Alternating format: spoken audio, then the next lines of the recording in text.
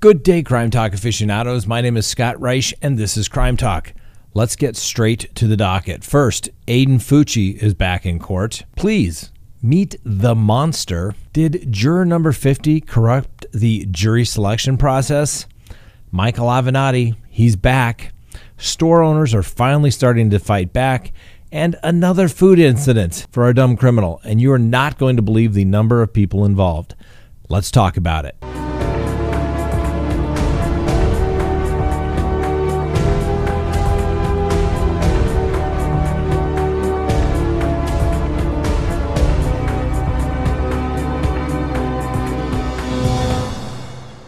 Good day, Crime Talk aficionados. My name is Scott Reich, and this is Crime Talk, the most fact-driven, unbiased, true crime channel.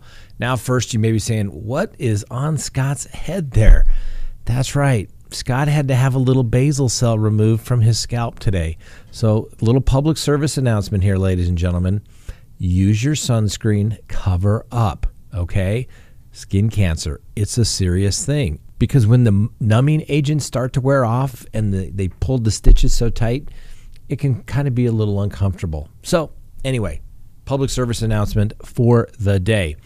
Let's get to the docket. It's February 2nd, 2022. And guess who is back in court today? Aidan Fuchi. Well, he is now 15, and as you may recall, he is charged with first-degree murder in regards to the 13-year-old schoolmate that he is alleged to have, well, stabbed to death. Is obviously charged with the brutal stabbing death of the schoolmate, 13-year-old Tristan Bailey. Well, he appeared in court today and learned that his murder trial will start in November, specifically November 7th, and go through the 18th. Fuchi is charged with first-degree murder and will be tried as an adult, and he's expected to be back in court on May 5th for a status update. He's obviously pled not guilty. Now, as you may recall, Fuchi was arrested days after deputies found Bailey's body near their home in Durbin Crossing, Florida, and investigators say his DNA was on Bailey's body. Now, Fuchi's mother, Crystal Smith, also had a status hearing set for May 5th on separate charges, including tampering with evidence. Investigators said that she was washing blood off of her son's blue jeans while literally at the same time he was being questioned by police. And Bailey's body was found on Mother's Day, and the allegation is that the body was stabbed dozens of times, less than a half a mile from Fuchi's home. And Fuchi remains in the Duval County Jail while he awaits trials. All right, please meet the monster, okay?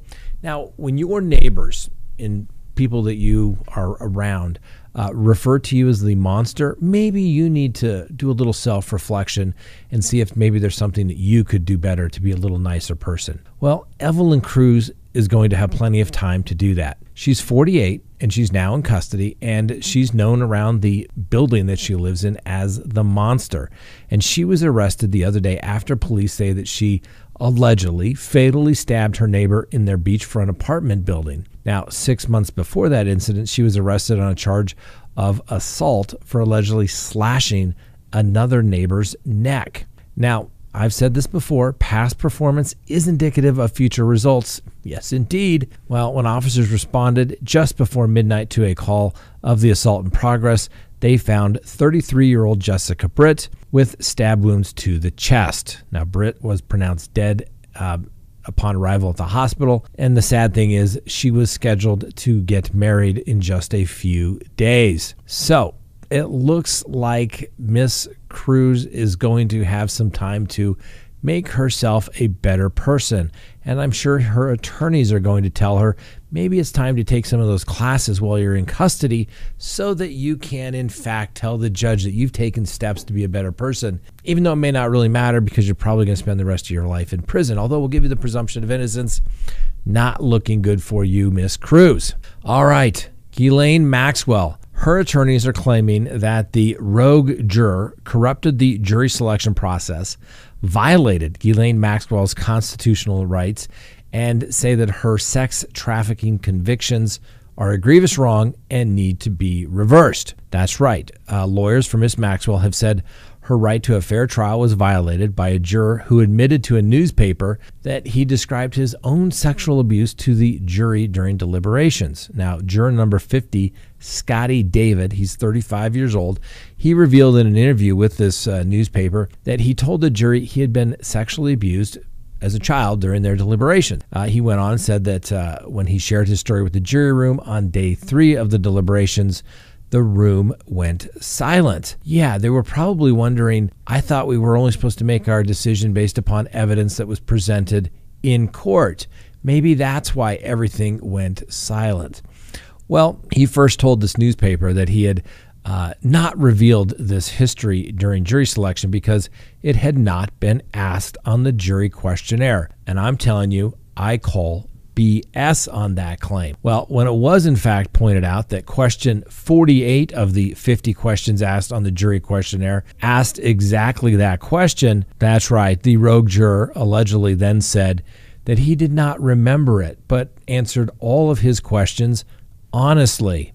Now, this juror has also told other outlets that he flew through the questionnaire, and he's also revealed that a second juror had shared their own story of sexual abuse, a claim later verified by the juror who wished to remain anonymous. I'm sure they did, because they're probably facing contempt allegations by the court, as well they should. Now, he also claimed he can't recall how he answered questions about previous sexual abuse that were given on a potential juror's questionnaire, which was administered to all the jurors prior to trial. The juror did tell Reuters that he flew through the questionnaire, but was sure that he answered those questions truthfully again. Well, there was another newspaper that already established that whatever David answered on the questionnaire, it did not elicit any follow-up questions at the interview or voir dire process of the jury selection.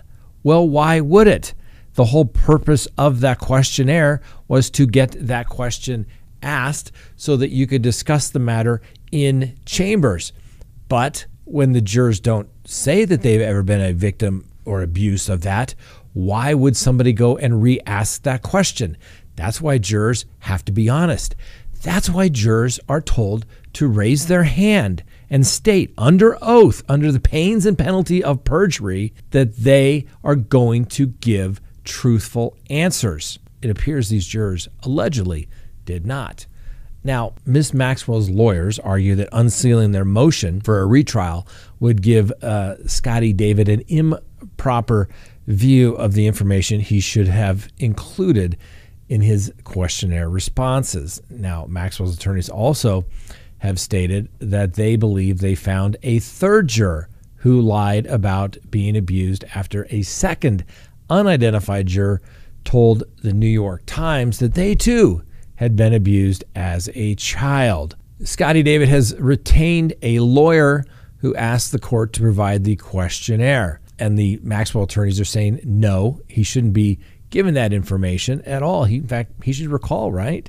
He could face perjury charges if he is found to have intentionally lied. And David has said that he used his experience being sexually assaulted to influence other jurors, saying, when I shared that, they were able to come around on the memory aspect of the sexual abuse. I don't know. Mr. David has also stated that he was quite excited to be selected for jury duty when he discovered that he'd be called for the Maxwell trial. I'm sure he did. He said he thought it was incredible, and if I got selected, it would be an honor. He added, I honestly didn't know much about that guy named Jeff going into it, but he didn't know who Jeff was until he died. And we all know who we're talking about when we say that guy named Jeff, right? Because we say the name, the YouTube censors kind of demonetize us. Ladies and gentlemen, this is why jurors need to be completely truthful and honest.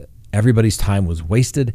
Everybody's expense should have to be reimbursed by these jurors who were not truthful. And I would prosecute every single one of these jurors with perjury or some sort of contempt for not being truthful and honest. An example needs to be made of these jurors.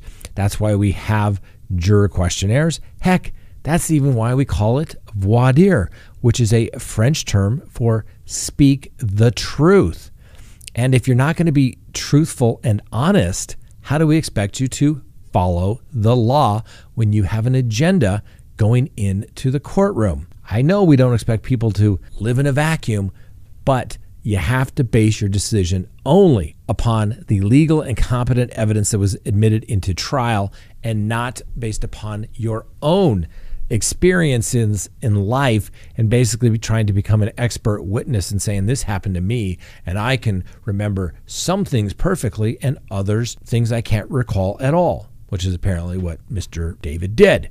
So the reality of it is, ladies and gentlemen, he tainted the jury system. He corrupted not only the entire voir dire process, he also corrupted the entire court proceedings for Miss Maxwell. And I'm not saying Miss Maxwell is clean as the pure driven snow. I am not saying that, ladies and gentlemen, but she is entitled to a fair trial. I've said it before. If we let the government get away with railroading guilty people, guess what? They start thinking they can do it to innocent people as well. And they will try if they think they can get away with it. Guess what, ladies and gentlemen? He is back. That's right. Michael Avenatti. We brought you the story. His federal wire fraud trial is coming to a close, but we brought you the start of it last week. It's alleged that he stole money, forged Miss Stormy Daniels' signature, and basically lied about suing the publisher that was supposed to be sending the check to Avenatti for Miss Daniels that never made it all the way to Miss Daniels.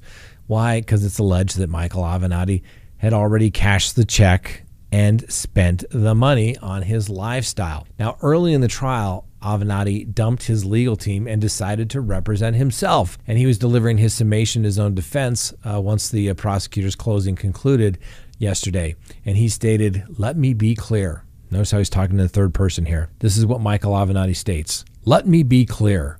Michael Avenatti never committed the crime of wire fraud. Michael Avenatti never committed the crime of aggravated identity theft. There is insufficient evidence to show that Michael Avenatti ever intended to harm Stormy Daniels," according to Mr. Avenatti. Now, despite once claiming he was strongly leaning toward taking the stand, Avenatti ultimately did not testify in his own defense or call any witnesses. Well, that would have subjected him to cross-examination, which would have been a risky move, obviously, for Mr. Avenatti to open the door to some of his alleged other misconduct. So when you can't do that, just represent yourself and try to bring it out during closing, which is what Mr. Avenatti tried to do. Well, that litigation strategy meant that he would be barred from attempting to testify on the sly without the grilling by prosecutors. So, like I said, in closing argument, Avenatti attempted to start his summation by talking about his father selling hot dogs in a ballpark. Right before his remarks, he concluded to the jury that he really enjoys Italian food.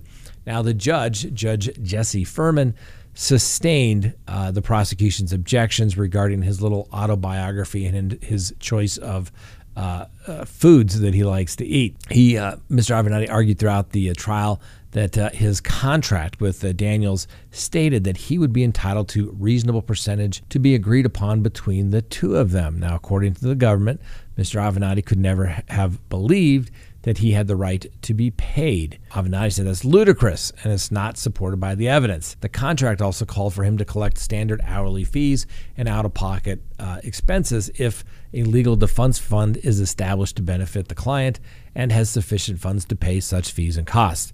Now, pointing to the contract, Avenatti said, "Ladies and gentlemen, this was my money. This was the firm's money. This wasn't Miss Daniels' money." And throughout the trial, Avenatti attacked his former client's belief in the paranormal, which is the focus of her never-aired TV series, Spooky Babes. Now, Daniels has been open about her belief that she is a medium and believes that she speaks to the dead. She testified about walking and talking doll named Susan, which has its own Instagram page. She acknowledged that she believed her house had human characteristics and referred to it as she. Now, during rebuttal, the United States attorney shot back and told the jurors to ask yourself, what does any of that have to do with anything? All right, the jury's been out since about 3 o'clock yesterday afternoon. I would expect they will be done by Friday. And I think it's going to come back guilty. We'll see if I get it right or not. Anyway, and finally, some store owners are starting to fight back on the robberies out in California. Usman Badi, a single-handedly defended a jewelry store in San Bruno, California. The store owner pulled out a legally owned firearm at a group of thieves, and the incident comes amidst obviously growing criticism of the Los Angeles County DA George Gascon. And take a look at this video. As the burglars began to smash up the glass, they then turned to Badi as if to poise to hit him with a crowbar. Badi drew a firearm at the suspect, who then ran off with another suspect who pulled out a gun and pointed at the store owner. All 5 suspects fled from the store. No one was injured and no weapons were in fact used. Police described the male suspects as being in their early teens. Now, Badi's ordeal with the arm smash and grab is one of several across California, obviously in the past month. And like I said, a lot of people are expressing frustration with the DA Gascon. And the reason maybe it's good that these guys got away is because, well, if they had been captured, I'm sure DA Gascon would have charged the store owner with some sort of menacing of those young men who, were just there to get a couple of things that they thought they were entitled to on their own. You think I'm joking? It was probably good that they all went away. It also shows you that 5 against 1, a firearm can be a great equalizer. Can it? I think so. Next, our dumb criminal of the day. Why is it food? What is it with food? Food should bring people together. Food should be a happy occasion. Well, customers say that a wild melee broke out in Pennsylvania, a buffet steakhouse that started because one customer got his steak before another customer who had ordered first. Now, I think we've all been in a situation like this, ladies and gentlemen, but I assure you, I did not start a 40-person melee, okay? So it is alleged that as many as 40 people may have been involved in the brawl at the Golden Corral that involved chairs being thrown and punches being thrown as well. Now, the Golden Corral said that there were no serious injuries reported, and obviously the local police are investigating. Another customer captured a 4-minute video of the chaos and posted it on Facebook, and the video shows shouting and screaming before the fight breaks out. Then employees are seen trying to break up the fight. They finally managed to clear everyone out, and the dining room is left a wreck. A customer said that the fight started because the one customer, well, got his steak in front of him. They're all dumb criminals of the day if they were involved in that melee. We've had 1, 2, maybe 3, maybe even 4 or 5 as a gang, but never 40. 40 dumb criminals in one day. Think of that, ladies and gentlemen. I think that's a new Crime Talk record. All right, thanks for watching. Make sure you check out the videos. We put up the body cam videos from the Barry Morphew matter. We also had our cold case detective on last night. Make sure you go check out those videos if you haven't done so already. Thanks for watching. We'll see you next time on Crime Talk.